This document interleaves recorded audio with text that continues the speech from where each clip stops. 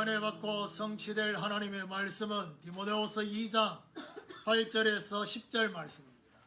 디모데후서 2장 8절에 10절 말씀, 8절 제가 읽고 9절 읽으시고 10절 같이 읽도록 하겠습니다. 내가 전한 복음대로 다윗의 씨로 죽은 자 가운데서 다시 살아나신 예수 그리스도를 기억하라. 복음으로 말미암아 내가 죄인과 같이 매이는 데까지 고난을 받았으나 하나님의 말씀은 매이지 않아. 같이 읽읍시다. 그러므로 내가 택함 받은 자들을 위하여 모든 것을 참음은 그들도 그리스도 예수 안에 있는 구원을 영원한 영광과 교도한 말씀을 가지고 초월하게 하는 부활의 능력이라는 제목으로 말씀을 전가하기로 옆에 분하고 인사합시다. 부활의 능력으로 한계를 초월합시다. 부활의 능력으로 한계를 초월합시다. 오늘은 예수님께서 부활하신 그 날을 기념하는 부활주일입니다. 부활에는 여러 가지 중요한 키워드와 같은 그런 단어들이 있습니다. 그게 바로 회복. 그래서 2년 전인가 3년 전에는 회복이라는 키워드를 가지고 원래의 것을 회복하자 이런 메시지였습니다. 그리고 부활의 또 다른 키워드는 바로 초월입니다. 오늘 초월이란 단어를 가지고 그리고 부활의 또 다른 의미는 지금입니다. 그러니까 지금 역사하신 2000년 전에 부활하신 그분이 지금 역사하고 계신다. 그런 의미입니다. 그리고 작년에는 주도권을 잡게 하는 이런 말씀을 했는데 중요한 거는 이 부활 속에는 이런 표현이 있잖아요. 사망 권세, 사단과 마귀 권세에서 우리를 해방시키는 비밀이 있습니다. 그러면 결국에는 사망의 세력을 잡고 있는 사단 마귀. 그러면 이 사단 마귀가 제2의 중요한 부분만 잡고 있는 게 아니라 저와 여러분의 인생의 중요한 부분을 잡고 있습니다. 예수님이 말씀했습니다. 강한 자가 그 집에 중요한 사람들과 중요한 것들을 딱 장악하고 있기 때문에 그보다 더 강한 자가 오지 않고는 그 집에서 나올 수가 없어요. 빼앗을 수 없어요. 그 말은 뭐냐? 우리 인생을 누가요? 사단 마귀가. 그러면 저와 여러분을 향해서 죄에 대한 부분만 딱 잡고 있는 게 아니라 저와 여러분에게 인생의 중요한 부분을 딱 감옥처럼 딱 가두어서 거기 잡고 있는 게 있습니다. 그 부분을 오늘 말씀 속에서 좀 적용하고 찾는. 자, 중요한 것은 한계라는 이 단어와 초월이라는 단어. 이거는 대립됩니다. 그렇죠? 한계, 초월. 그러면 이 한계와 초월은 결국 뭐에 대한 차이를 구분시키느냐? 피조물과 창조주의 차이를 구분시킵니다. 피조물인 저와 여러분은 뭐가 있다는 얘기입니까? 한계가 있다는 것입니다. 창조주이신 하나님은 한계가 없습니다.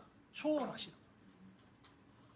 그래서 저와 여러분이 한계가 있다는 걸 알고 한계가 없이 초월하시는 그분을 알 때 비로소 겸손히 무릎을 꿇는 것입니다.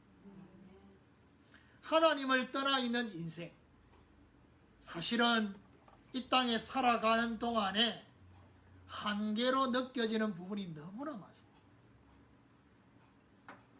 그러면 사람들은 이 한계라고 느껴지는 이 부분을 어떻게 대응하고 있느냐? 어떤 사람은 체념하고 포기합니다. 또 어떤 사람은 그냥 아주 다무지처럼 단순 무식하게 어떻게 막 도전해 봅니다. 해보면 안 된다는 것을 뒤늦게 깨닫습니다. 그때 적당하게 타협을 합니다. 그리고 방법을 찾습니다. 이래 삽니다. 그러면 저와 여러분이 이 땅에 살아가고 있는 동안에 가장 큰 한계가 뭡니까? 저와 여러분에게 우리 인생의 가장 큰 한계, 죽음입니다. 죽음이라는 것이 가장 큰 한계입니다. 여기 있는 모든 분들은 이 땅에 올 때는 순서가 있지만 갈 때는 순서가 없습니다. 언젠가는 죽음 앞에 서는 날이 옵니다. 그래서 예수 그리스도의 부활은 어떤 의미냐? 우리의 모든 한계, 그리고 가장 큰 한계인 죽음, 이 죽음을 뭐하는 부활이냐? 초월하는, 죽음을 이기고 죽음을 초월하게 하는 부활이다.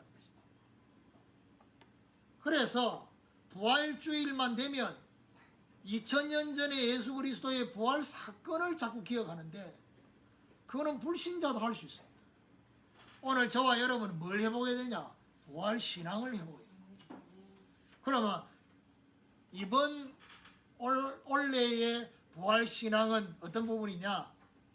바로 저와 여러분 한계로 느껴지는 그 부분에 영적 도전을 하는 것입니다.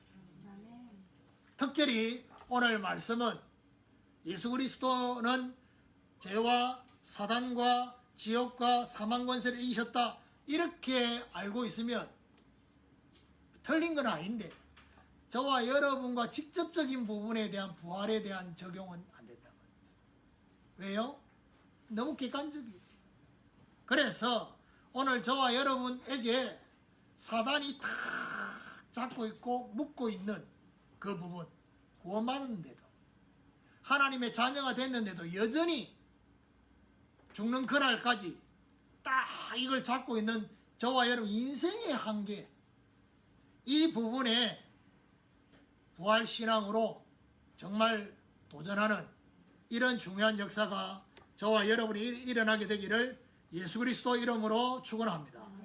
자, 그러면 어떤 한계인지를 오늘 말씀을 통해서 알고 도전해야 되니까 그 첫 번째가 모든 부분에 영향을 주는 상처입니다. 사실은 저와 여러분 가장 넘지 못하는 한계가 뭐냐? 상처입니다.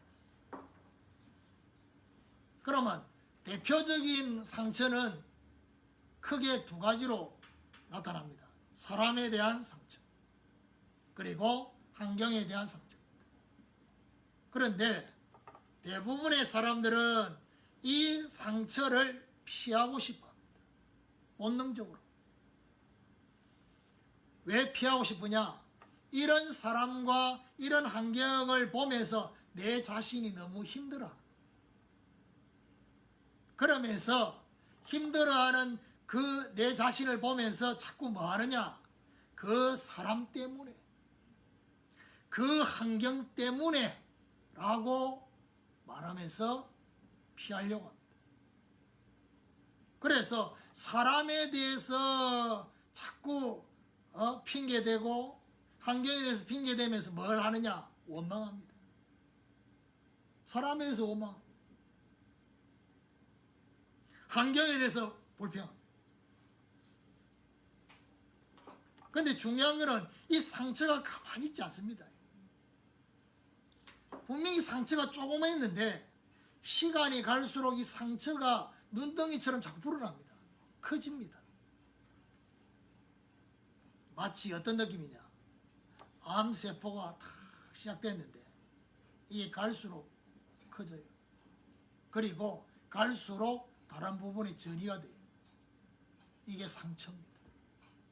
그러면 상처가 어떻게 커지느냐? 저와 여러분 안에 있는 상처가 어떻게 커지느냐? 비교의식을 통해서 커집니다. 자꾸 다른 사람과 나에 대해서 비교하면서 이 상처가 커지는 것입니다. 그런 사람, 내하고 똑같은 상황처럼 느껴지지만은 실제 내가 당하지 않았던, 당했던 그 부분을 저 사람은 그러면서 자꾸 뭐죠? 내 상처가 커지는 것입니다. 비교하면서. 그래서 예수님이 오시기 전에 심령의 상태를 세례 요한에 대한 메시지를 하면서 누가복음 3장 5절에 보니까 뭐라 합니까? 골짜기. 갈수록 골짜기가 깊어지는 것입니다. 거기 상처가 커지는 것입니다. 골짜기가 깊어지니까 산이 더 높아지는 것입니다. 동기로 인해서 자꾸 산을 높게 쌓아야지만이 내 상처가 보여지지 않고 들키지 않을 것 같은 교만이지요. 그러니까 여러분 아셔야 됩니다. 우리 자신도 그렇고 우리 후대가요, 상처를 메꾸기 위해서 산을 쌓는 이것이 마치 세상 사람들은 성공이라고 포장을 한대. 그것이 하나님을 대적하는 산이 된다는 걸 아셔야 돼요. 하나님의 인도와 하나님의 응답으로, 하나님 은혜로 산이 쌓여지면 그것이 바로 다른 사람에 영향 주는 산이 되는데 그렇지 않다 이 말이에요. 그러다 보니까 심령의 길이 굽어 있습니다. 삐뚤어져 있습니다. 부정적입니다. 그리고 더 나아가서 심령이 험한 길이 되는 황폐한. 왜 상처가 무서우냐? 저와 여러분의 영적 성장을 탁 멈추게 합니다. 여러분, 영적인 거 말고 세상 사람들도 심리학적으로나 세상 사람 상담하는 사람들도 하는 말이 뭡니까? 성인 아이라고 들어보셨죠? 분명히 나이가 성인인데 생각은 10대에 머물러 있어요. 왜요? 그 상처가 그 사람의 인생을 다 잡고 있습니다. 그럼 뭐 해야 됩니까? 다른 사람을 이해하고 배려하는 거 안 됩니다. 왜 안 되느냐? 그거 할 수 있는 힘이 없고 그거 할 수 있는 여유가 없습니다. 그래서 언제든지 본인이 먼저 이해를 받고 싶어. 본인이 먼저 배려를 받고 본인이 먼저 공감받고 싶어 합니다. 그러면 그게 좀 되면 좀 해줍니다.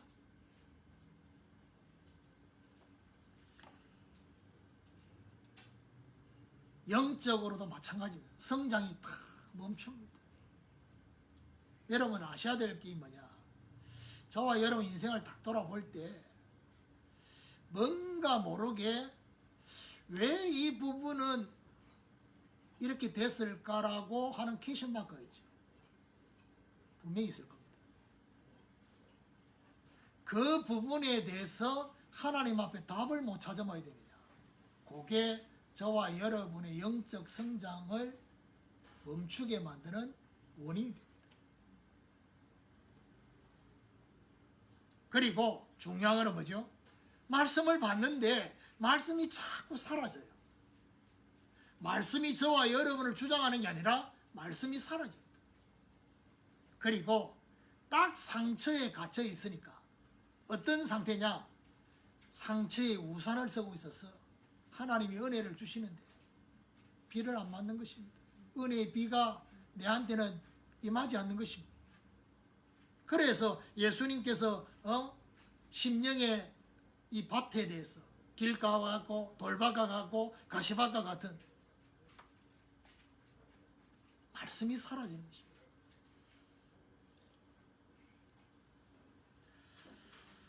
상처의 원인이 뭡니까? 상처의 원인은 잘못된 자기 기준 때문이겠습니다.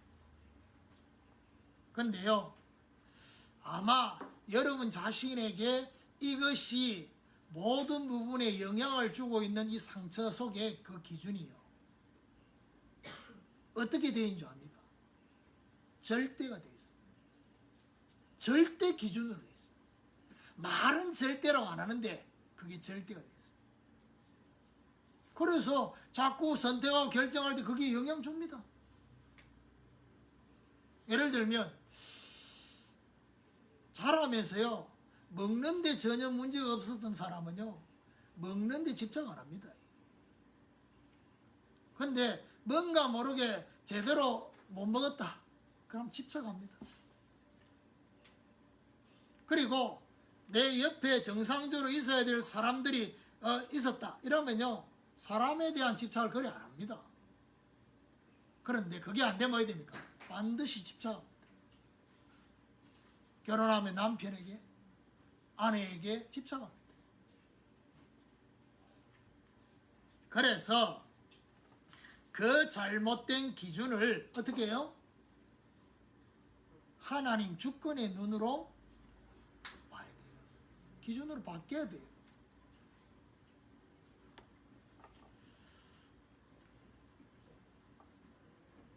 하나님은 저와 여러분의 그 상처를 가지고 어떻게 하시기를 원하느냐?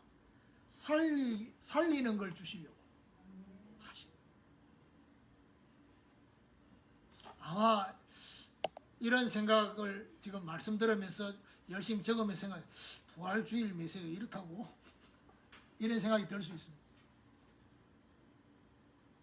오늘 부활주일은 특별 메시지잖아요. 그러니까 오늘 메시지는 본문 중심 메시지가 아니에요. 그래서 오늘 메시지는 어떤 의미냐? 여러분 인생의 근본을 바꾸는 메시지입니다. 부활에 대해, 진짜 부활, 제대로 된 부활에 대해서 부활해야 돼. 그래서 첫 번째 모든 부분에 영향을 주고 있는 그 상처. 그래서요, 제가 이제 예를 들면 뭐 저한테 여러분이 뭐 이런저런 문제 있다고 전화가 잘 옵니까? 웬만하면 그냥 알아서 그냥 지나갑니다. 패스 오버 이렇게 지나갑니다. 근데 전화 오면 내가 전화를 받고 통화를 하잖아요. 보면요, 딱 뭔가 중요하게 멈춰져 있다라고 느껴지는데 그 대화 속에 어떤 느낌이 드느냐? 계속해서 내가 전에 알고 있었던 그 나름대로의 그 기준 틀린 게 아닙니다. 근데 그 기준이 맞을 수도 있지만은 문제는 뭐냐? 그 기준을 가지고 모든 부분을 자꾸 비교를 하는 겁니다. 여러분 아셔야 될 거는 뭐냐 하면요, 사람이 기준이 없이 살면 줏대가 없는 거잖아요. 그렇지만 그 기준을 가지고 마치 이 기준이 절대가 된 것처럼 모든 부분에 막 적용해가지고 비교하기 시작하면 뭐야 되느냐? 그게 바로 선악과가 됩니다. 잘못된 선악과. 절대 선이 아닙니다. 하나님은 케이스마다 다 다릅니다. 하나님의 뜻이 다르고 하나님 시간표가 다릅니다. 더 중요한 것은 하나님의 뜻보다도 하나님 시간표가 다른 겁니다.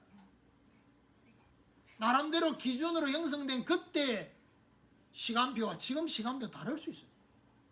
그 사람이요, 기준을 가지고 있지만 뭐가 생기느냐? 여유가 생겨요. 쉽게 얘기하면 새로운 뭐가 생기느냐? 여지가 생기는 거죠. 그래서 모든 부분에 영향을 주는 이 상처에 뭐가 필요하냐? 예수 그리스도의 부활과 성령의 재조명이 필요합니다.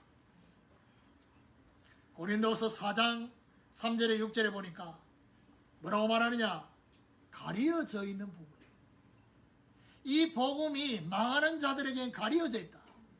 근본적으로 불신자다 이렇게만 말하지 말고요, 저와 여러분에게도 영적으로 우리의 마음과 생각에 가려져 있는 부분이 있으면 그게 상처입니다. 그 가려져 있는 부분에 그리스도의 영광의 복음의 강치가 비치면 어떻게 된다고요? 오늘 제가 기원 기도 때 고린도서 4장 6절을 했잖아요. 하나님의 영광을 아는 그 빛을 저와 여러분 마음에 비추신다. 오늘 저와 여러분 하나님의 영광을 알게 되는 그 빛이 저와 여러분 상처 속에 비춰지는 이 축복이 있기를 예수 그리스도 이름으로 축원합니다.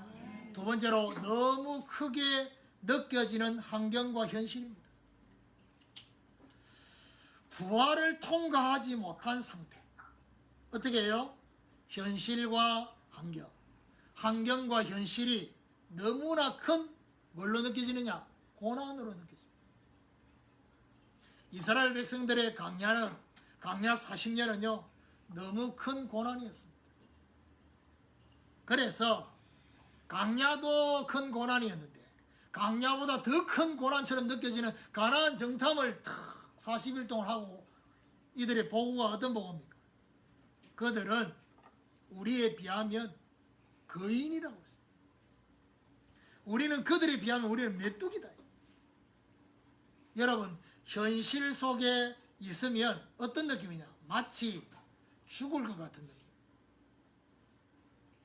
그래서 왜 자꾸 현실을 도피하느냐?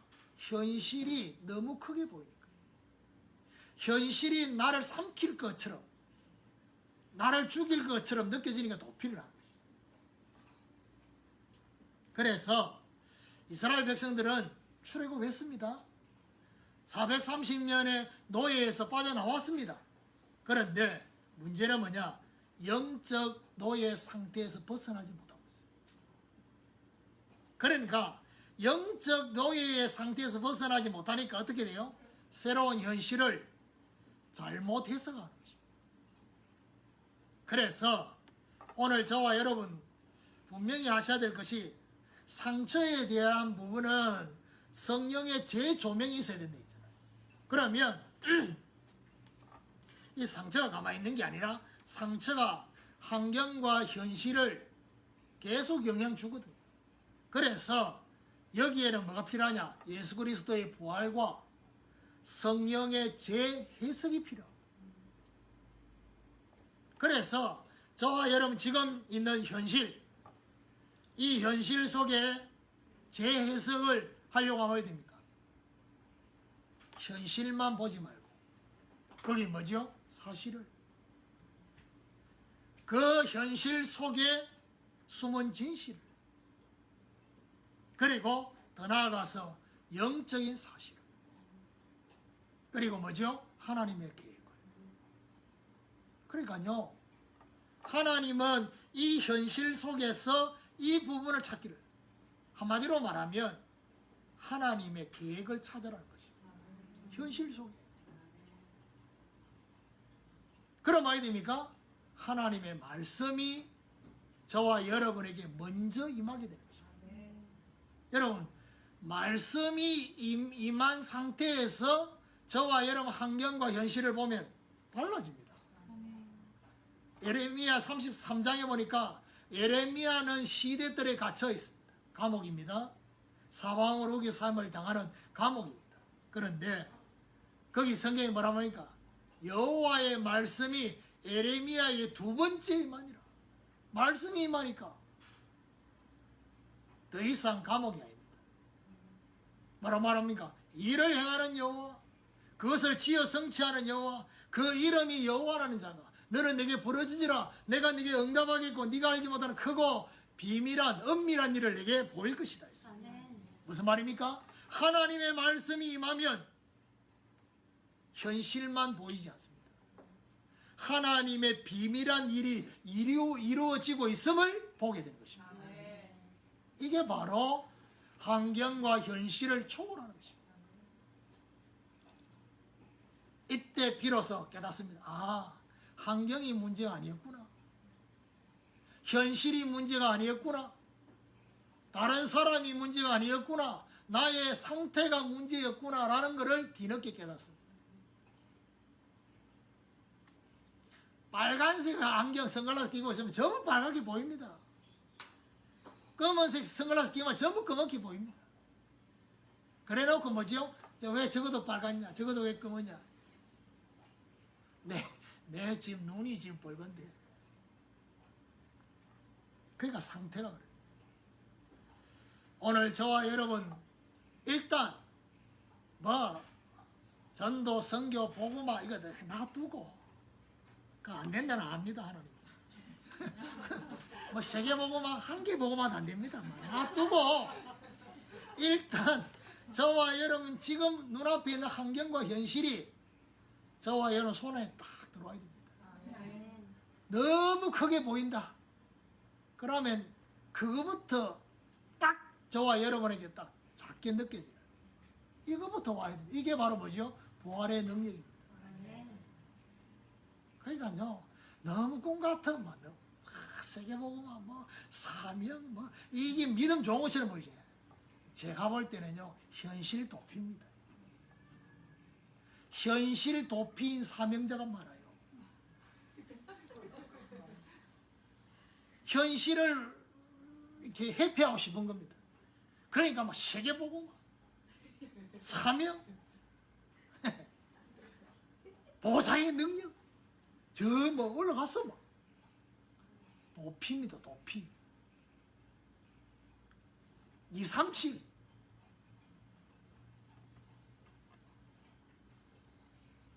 내 앞에 것도 지금 힘든데.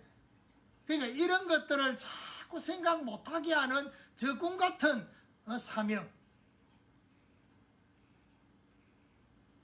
그래서 좀 도피하지 말고. 그러니까 도피하면 잠시는 잊을 수 있습니다. 여러분 아셔야 될 게 뭐냐? 앞에 오는 쓰레기차 피하다 뒤에 오는 동차에 깔려 죽는다. 이 유명한 말을 합니까? 피하면 그래 된다 이 말이에요. 왜냐하면 하나님이 이걸 통해 응답 주시려고 하는데 자꾸 피한단 말이에요. 왜 피하면 너무 크게 보이니까. 이해는 합니다만은 그게 이제 부활 신앙이 없는 거죠. 이게 부활 신앙이 없는 거하고 관계 있는지 이제 오늘 처음 알았으면 제발 좀 알고 이 부분에 대해서 뭐죠? 정말 제대로 된 도전이 일어나요. 세 번째, 앞으로 다가올 것에 대한 염려입니다. 저와 여러분 상처와 메뚜기 상태로 내일을 생각하면 어떻게 됩니까? 내일이 두렵습니다. 저와 여러분 내일과 미래가 염려가 될 수밖에 없습니다.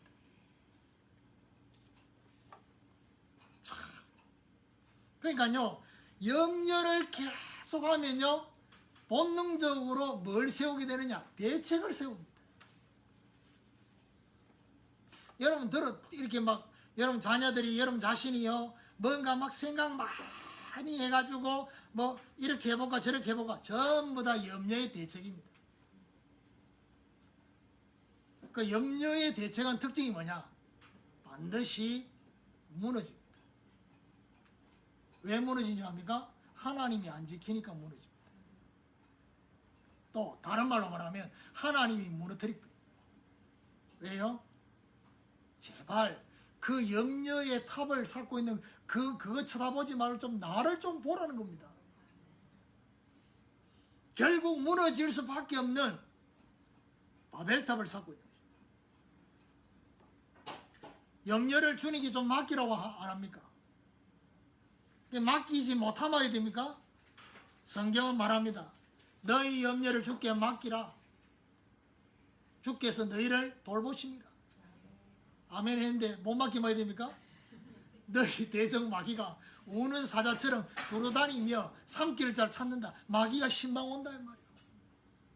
이런 마귀 신방이 아무한테 오는 게 아닙니다.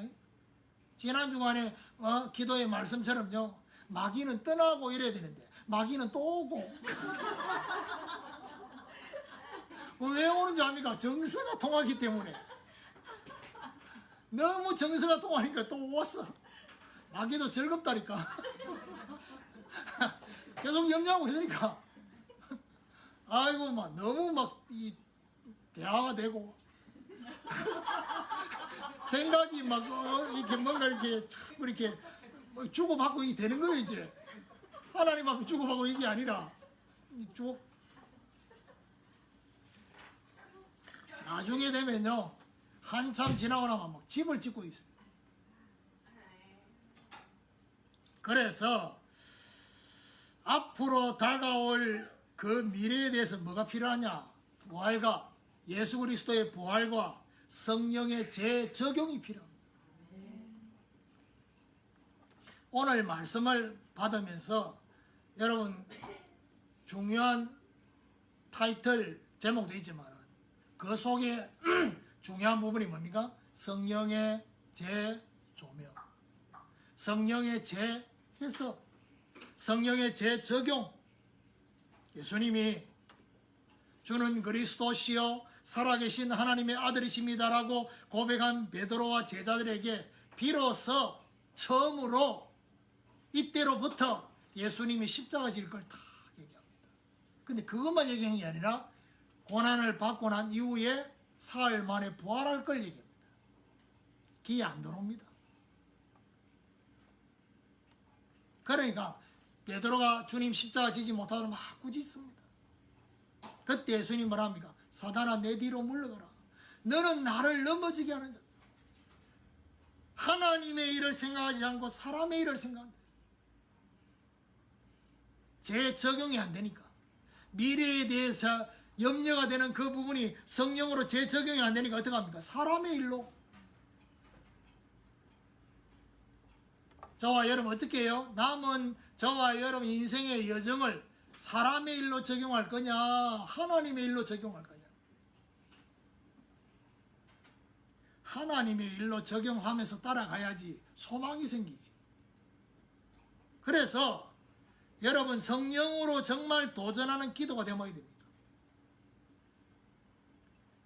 너는 내게 부르짖으라 내가 네게 응답하겠고 네가 알지 못하는 크고 엄밀한 일을 내게 보이리라 하신 그 하나님께서 어떻게 해요? 성읍을 고쳐 낫게 할 것이다. 포로를 돌아오게 할 것이다. 모든 재앙을 사해 줄 것이고 이 성읍이 세계 열방 앞에 기쁜 이름이 되도록. 그리고 저와 여러분이 신약으로 넘어오야 됩니까? 마가다락방에 성령이 임하니까 너희의 자녀들은 예언할 것이요 젊은이들은 환상을 보고 늙은이들은 꿈을 꿀 것이다. 저와 여러분 인생의 미래가 달라집니다. 두려움과 염려가 아니라 성취될 하나님의 말씀의 예언, 성취될 하나님의 환상, 성취될 하나님의 꿈이 저와 여러분에게 꾸여지는 이 중요한 역사가 저와 여러분이 일어나게 된다는 것입니다. 이런 하나님의 역사가 저와 여러분이 있게 되기를 예수 그리스도 이름으로 축원합니다. 결론입니다. 초월하게 하는 부활의 능력. 그러니까 저는 이제 절기만 되면요 메시지를 그때그때마다 매년마다 받아야 돼요. 지금 와서 여러분한테 솔직히 말하면요 이 메시지를 받아야 되고 이 시간표가 되면요 제가 이제 이렇게 저렇게 묵상을 합니다. 근데요 참 기가 차지요. 요 메시지를 받아야 될 때가 되면 꼭 중요한 사건이 생깁니다. 그 다음에 여러분 그 사건 속에 사람이 그리고 그 소식을 듣습니다.